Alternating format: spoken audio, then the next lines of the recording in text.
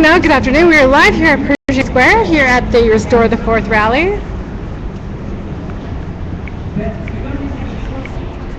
Moderately approach our civil liberties in state for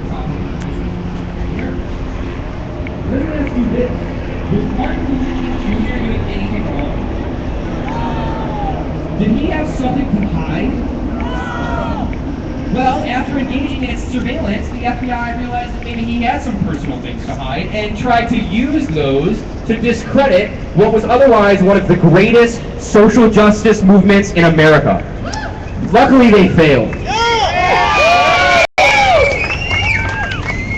We've seen evil and corrupt leaders come and go throughout the history of nations worldwide, and quite frankly, there's no good reason to think that a surveillance system this massive, this intrusive, and this unaccountable won't fall into the wrong hands, if it hasn't already.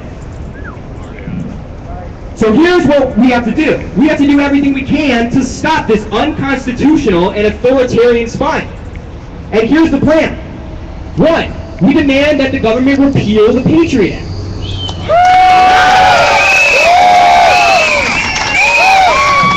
2, we demand that the Director of National Intelligence, James Clapper, either resign and Congress launch a criminal investigation onto him.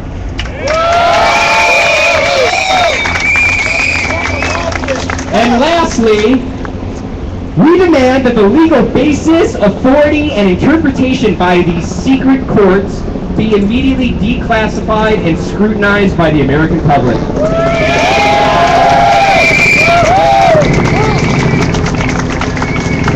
We will not back down or quiet down until these demands are met. We will not stop demonstrating until our inalienable rights, those fundamental liberties guaranteed to us by our Constitution, by our social contract with our government, are restored.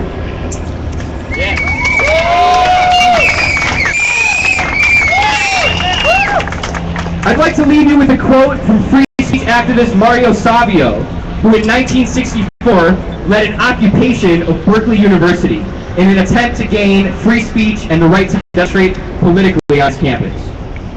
In describing just and righteous civil disobedience that all good Americans should engage in, Mario Savio said this: "There is a time when the operation of the machine becomes so odious, makes you so sick at heart that you can't take part.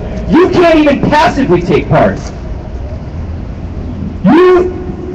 You've got to put your bodies upon the gears and upon the wheels and upon the levers, upon all of the apparatus, and you've got to make it stop. And you've got to indicate to the people who own it, the people that run it, that it's going to stop.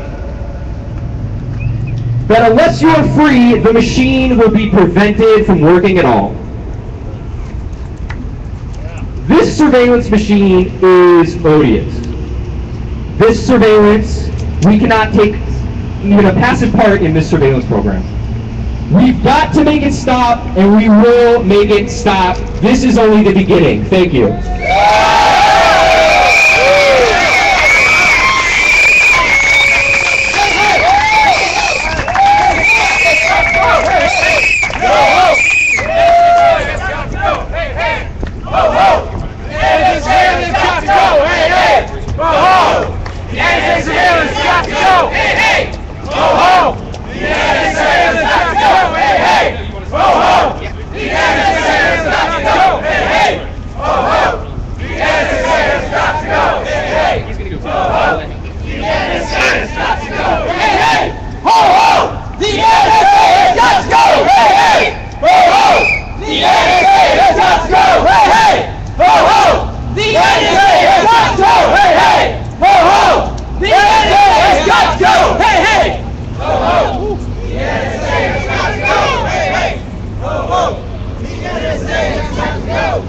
Show me what a police state looks like! This is what a police state looks like! Show me what democracy looks like! This is what democracy looks like! Show me what a police state looks like! This is what a police state looks like! Show me what democracy looks like! This is what democracy looks like! Show me what a police state looks like! This is what a police state looks like! Show me what democracy looks like! This is what democracy looks like! Show me what what a police state looks like! This is what a police state looks like! Show me what democracy looks like! This is what democracy looks like!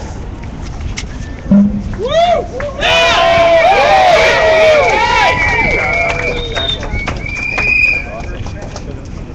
It's easy to see the encroachment on democratic rights as simply something that needs to be taken as importance, as simply something that needs to be taken to Congress and debated. But historically, it's important to look at the way in which democratic rights have been particularly under the assault in the past 20 years.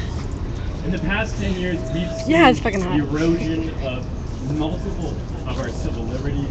We've seen the establishment of Guantanamo Bay. We've seen the establishment of laws that essentially call for endless war, in which even U.S. citizens can be targeted by the President Obama and killed without any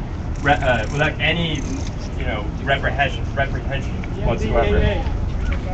And the reason why I want to bring this up is that I fundamentally disagree with the idea that we simply need to go and pressure Obama or pressure the Democrats into going and fighting for our democratic rights.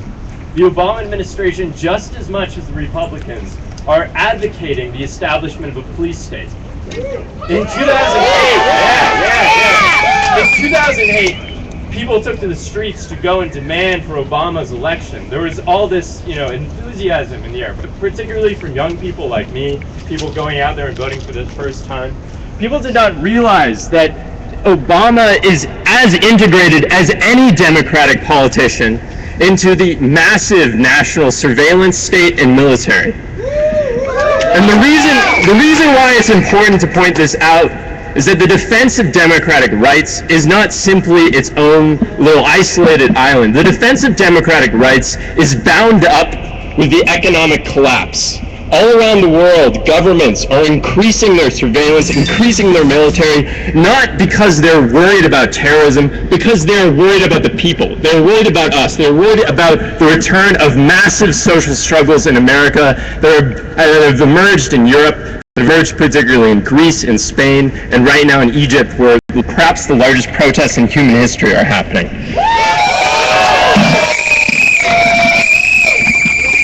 The question is not to go and sort of just simply sit around and enjoy a kind of lifestyle politics where one simply, practices eating local and, uses this and that internet browser. The question is ultimately a political fight. The question is fighting for the rights, democratic, economic, of the working class, of youth, of the middle class, of defending the vast majority of people who hold a small portion of the wealth, and fighting against the tiny amount of people that control the vast amount of power in this world and the vast amount of wealth in this world. In other words, the owners of society, the financial aristocracy who back Obama.